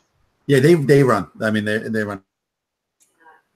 So basically, furniture and like a kind of a corner where they were using as a toilet. You see the ceiling. There is a disc. Looks like basically like a trapdoor. But there's no means to get to it or to. Actually, it's I guess. Oh, that's weird. Okay, it doesn't say this in the description of the room, but the. Oh yeah, I see. Okay, so yeah, okay, no, yeah, doesn't matter. There's a disc in the ceiling.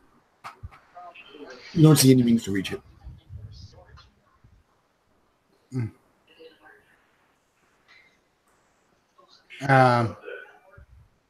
Okay, so maybe we can come back with like a ladder or something later.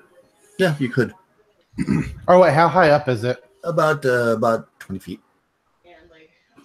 Anyone have a rope, a grappling hook? I'm pretty sure I have a rope, but I don't think I have a grappling hook. Yeah, this is like a circle in the ceiling, like a trapdoor, basically. You wouldn't really just rope it. There's no. And what made it stand out is that it's made out of that protium metal, and everything else down here is stone. So this is that. Nice, Hey, nice. Okay, we've got to come back right? with a layer. You're pretty strong, right? Just throw the halfling. I don't know if that's fuck it. We'll give it a try. All right. Liz is going to take Samantha. I'm assuming Samantha will let her. Yep, this is Samantha's idea. Samantha's idea to throw me up there. And Liz is just going to toss Samantha up. And when she comes back down, she'll catch her. Okay. Nothing could possibly go wrong. Yeah, I mean, yeah. I don't know that you could toss 15 feet. Maybe you could. Let's say you can. I mean, she's only she's a halfling, right? Halflings are incredibly lightweight. 60 pounds plus with plate mail on. Oh yeah. Well, I mean, okay. I will ask. Here. You don't have plate mail on? I said I forgot that I was wearing plate mail. Yeah, I mean, Oh, so then, let's say that yeah, I mean, total with all your stuff, you're 100 pounds. To throw 100 pounds, in the air, even if you're very strong, that's a lot. But Yeah. you can do it with, because it's not like you're throwing dead weight. I mean, she's going to help. So you do like a throw her up. And let's say that you can touch the ceiling. So you hit the ceiling. I mean, not hard, obviously. And you touch it, and then you fall back down. And she catches you. Oh, I wanted. okay. Do you have spider climb or something? No, I wanted to like try and like push it, like jump up and push it. It feels pretty solid when you hit it. Okay. Yeah, you don't think that she's able to throw you with enough force to push it open if it is possible. Okay. Well. Oh well. I mean, if you had do you have a 10-foot pole or a spear? I do have a 10-foot pole. Liz has a spear. I had a 10-foot pole. Yeah, I gave you my 10-foot pole. I gave you my 10-foot pole. No, I bought this 10-foot pole. Nice try. Oh, well, I gave someone a 10-foot pole and never got it It's back. actually a 20-foot retractable pole. Nice. Yeah, you can push on the ceiling with the pole. It's pretty solid. Like you don't think it's going to be budged that easy. Okay, so we'll have to come back with a ladder. Or a rope or something. If you'd like to. I mean, not a rope, but Anyway. Go ahead. Yeah. All right. So,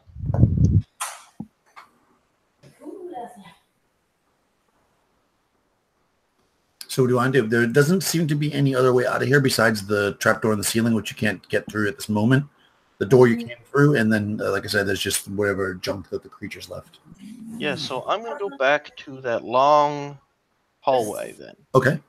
Wait. Do you want to just take this mollusk and leave now?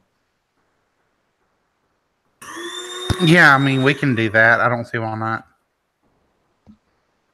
Okay.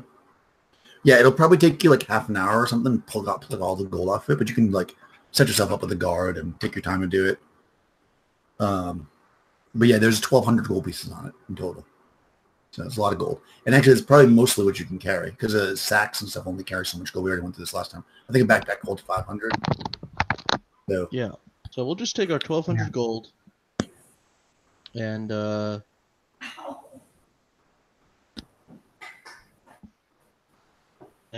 head home, I guess. Yeah. Plus that skull. and you get the skull. And The blue crystal. yeah. How much will it cost to have this this head I retrieved mounted and stuff and put on a nice plaque? Although, maybe 20 gold pieces or something. Because right Okay. now there's a lot of people in Chelmsfordshire and stuff. So it probably would have been 5 gold pieces or less 2 months ago. But since right now the economy is going crazy. Okay. So I'll tell you this because I'm nice. Actually, let's do it this way. Everybody try to roll 4d6 under your wisdom. Actually, not Mercedes though, because she wasn't there. 46, huh? All the characters can roll 4d6 under your wisdom. Let's see. Samantha. Not even close. Samantha's not that wise. Lily. Ooh. Oh. Okay, now do I have to roll? More than a 5. And that's a 2. Whatever we're doing, yes. Lily is now insane. Okay. 11 over 7. Okay. So, Which is not wise to begin with. I got okay. Yeah. 12 You under recall 16. as you guys are kind of making your way out that there was another place in this this complex where there was a disc like that, and it was on the floor, and it was in the gatehouse. There was a room that there was a lever, and there was this pull the lever, wouldn't budge.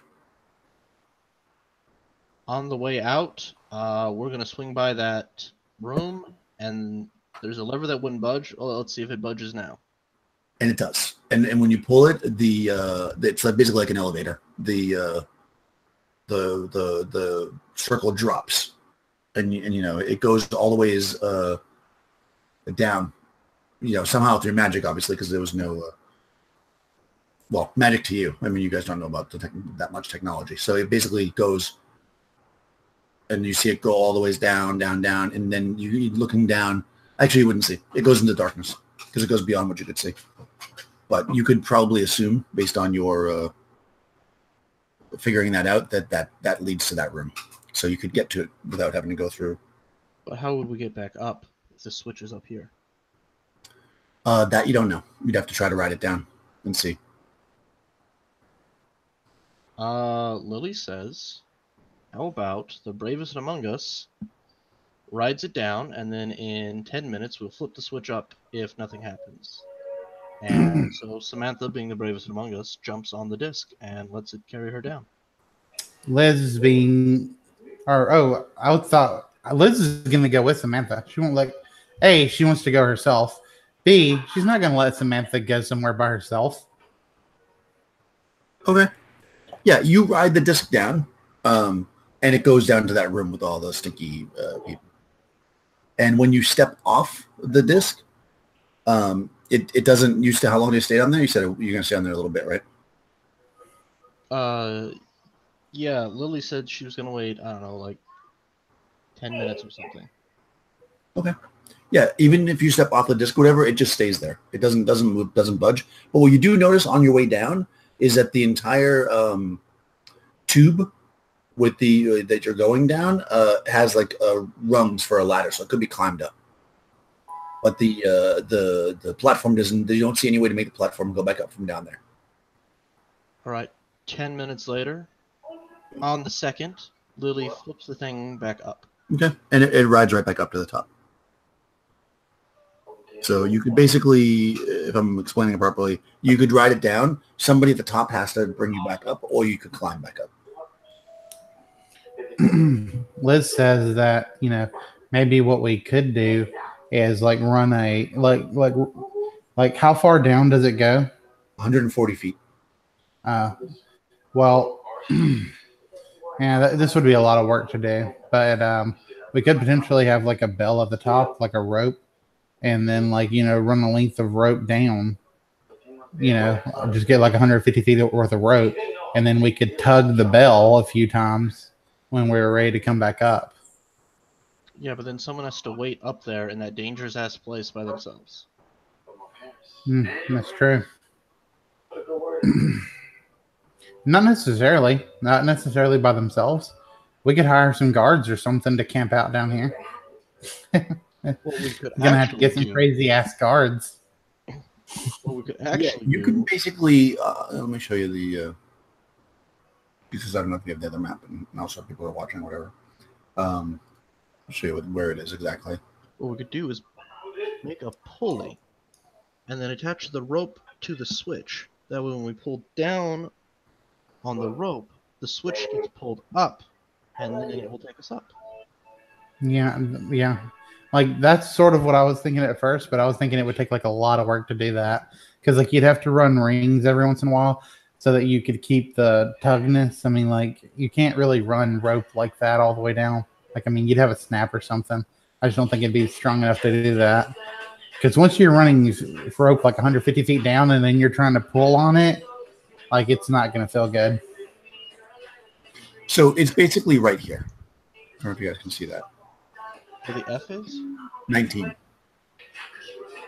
Where the F is? That's where the roof. This isn't the gatehouse. This is where the where you go down to. Yeah, or from, I should say. I know it is where the F is because your mouse is right on top of the F. The F, yeah. Yeah. Okay. Cool. That will get us down much faster. Yeah, that we messed with that when we first come in here. We couldn't get it to do anything. That was where Liz got turned green. Whoa. Yeah, it was Kim. So basically, you can ride it down. So if I'm summarizing, I mean, you can come up with some clever solution that's beyond this, but just on the surface, you can ride it down, but you would have to, at least somebody would have to climb back up in order to activate it to come back up. And it can be climbed up because you've got rungs going up, and you could obviously drop a rope from there. So it is possible to climb back up after, but there's no means at the bottom to make it go back up. So either leaving somebody there, like you're saying, or just sending somebody climb back up would be your options right off the top. But you guys can come up with a much more clever solution than me, I'm sure, as always. And you're welcome to do it. And this thing, doesn't struggle at all lifting all of you up at once with the weight and everything. So you think it might be a good means to get anything heavy out of the dungeon because you won't have to go up all those stairs. So at the very least, it's that. So well, I'm sure it saves us some time, and it gets us to skip half of the dungeon. Your head. Here. I missed that, Alexander. I said, and it lets us skip like half of the dungeon. Exactly. Especially if you are planning on exploring the rest of this area that you're in right now. You can jump right there. So we go back to town, and then we come back immediately. Yeah, you can do that. All right. So let's see if you encounter anything on the way to town with all your treasure. No? Yeah, you're able to get back, no problem. So you're going to just drop it all off and go back? I mean, I was a little bit joking because I don't know how long you want to play for, but... Yeah, it's almost 10 now. I think we could probably wrap it up, unless there's something else you want to do specifically. Not really. I definitely want to make sure that... I want to buy those planter boxes. Did I give you prices on that? You did. Okay. I wanna formally say I'm spending my money on planter boxes. Yeah, for sure. So any of that stuff, actually, I was talking to Crystal a little bit while you were having the headphone issue. You guys can build up and do stuff to the headquarters that you've got. We can do it in the chat and Facebook to get it all done up. And also, even though we're not going to continue to run this, go into the dungeon every week, this world still exists, and I'll still run other adventures in the world, and we can still use the characters. So anything that you want to do to the place will be useful for future. Well, I imagine at some point we could just straight up build our own little, we got a little fort, and we can build, we can expand it even maybe, yep. And we could make a legit mercenary company. And, exactly. That's exactly what Liz suggested. Yeah, you can totally do that, and then you can be the quest givers for the next campaign. I think that would be awesome. Let's do that. We can see it. That way we can interact with our characters. That'd be so meta. Yeah, because I think, what you're going to end up having to do if you want to go to that level, and maybe we can do that if this is where we want to take this thing, in the future, you're going to have to contend with some of the wizards. Because if you start building something large, they're going to come after you. So that'll be that. So, I mean, I'm not saying don't do it. That could be an exciting, next thing to do. I mean, Liz might try and just, try to, make some kind of pact with them. They're going to come after us, we know. But, I mean, they're probably open to negotiation when it comes to money and trade and stuff as well. I don't see why they wouldn't be. And, I mean, you're probably going to have those psychos every once in a while. But if you got enough wizards on your side who are like, yeah, you give us a little something and we'll fucking protect you from those crazy people. I'm good with that. Who owns this area is the one who lives in Denethix, right? That's right. They're pretty chill. I distinctly remember you saying he's not one of the super murdery wizards. That's right. Yeah. So, So I mean, we can open up some trade routes. We can become a little trade center here. That's exactly what Liz was going to have and wanted to have in the future. Wanted to make a legit guild and be able to leave a small legacy behind, actually. Awesome. Yeah. So let's see where that leads. We definitely can do that. Go back now with this gold, which is this golden treasure that you can recover. And in 2 weeks we'll do kind of the final session of this. We'll have possibly Tony as well, so you guys can explore deeper into the dungeon. And also, if you want to bring heavier stuff out, we can talk about. You guys can bring people in with you, 0 level people to pull stuff out. Mm-hmm. I mean, can we do could we do that? Could we go get that throne right now, for example? Yeah, you'd have to just get people to do it for you. Yeah. Helpers. You have to excavate, which means you're going to have to let people know where it is. But you can do that, sure. Well, I guess we don't want to know or people to know our entrance to this place. Yeah, I kind of feel like at this point, while you're still kind of exploring it, you wanted to keep that secret. I mean, I could be wrong, but you can certainly hire people, to workers to go in there and move it. You're probably going to need like more than a dozen people to move that thing. Yeah. But certainly can do it. And now that you have the elevator, you can get it. It's actually not that far from the elevator. It would probably take you. Yeah, you can do it. You want to do that now? No, you brought up a good point. I don't want anyone to know about this entrance. Yeah, I figured they want to clear out as much as you could before you brought anybody else in, as far as like not part of the immediate team. But if we do get an actual guild going, we can go like 2 of the 4 core members go, and brings 4 or 6 other dudes. We have like parties that go down.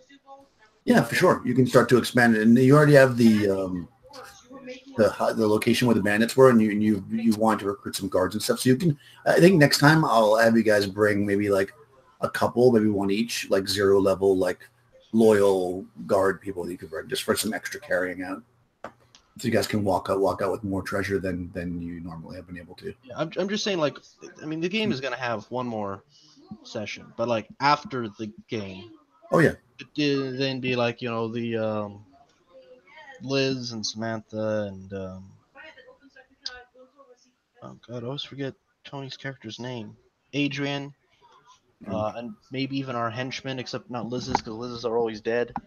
But our henchmen will all just be like captains of the mercenary company, and 2 captains, or maybe even 1 captain goes down, brings a bunch of recruits, go down, explores, brings what they find up, pays the recruits a percentage.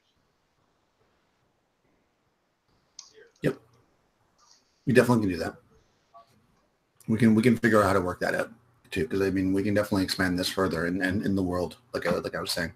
So yeah, let's cut off the live thing. We'll figure it out as we go. But later, you two.